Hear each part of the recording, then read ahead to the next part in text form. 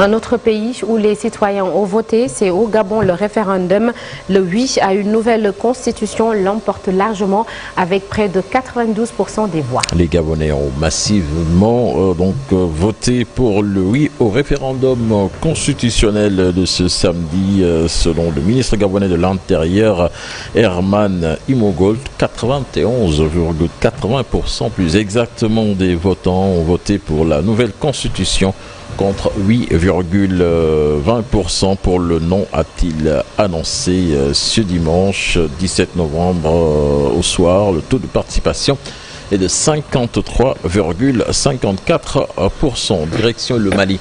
À présent, après l'arrestation de son patron, la compagnie minière Resolute va payer 160 millions de dollars à l'État. La société minière australienne Resolute donc déclare avoir conclu cet accord pour régler ses différents litiges avec le gouvernement du Mali après que son PDG a été arrêté à Bamako en compagnie de 2 cadres de l'entreprise. C'était le 9 novembre dernier.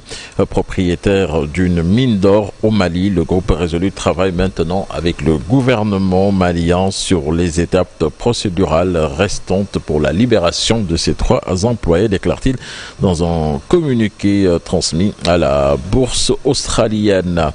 Nous allons au Liban à présent avec le porte-parole du Hezbollah, Mohamed Afif, qui a été tué dans un raid israélien ce dimanche. Le QG du parti Baas en plein cœur de Beyrouth.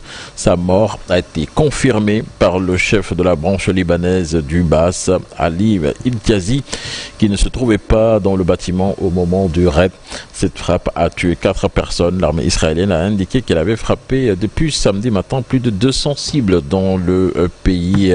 Et cette frappe de missile russe qui fait 8 morts, dont un enfant et au moins 10 blessés.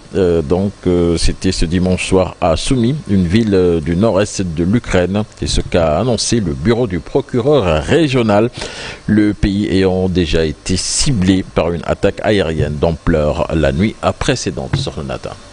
Cher Tidiane, à tout à l'heure pour la version Wolof de l'actualité internationale.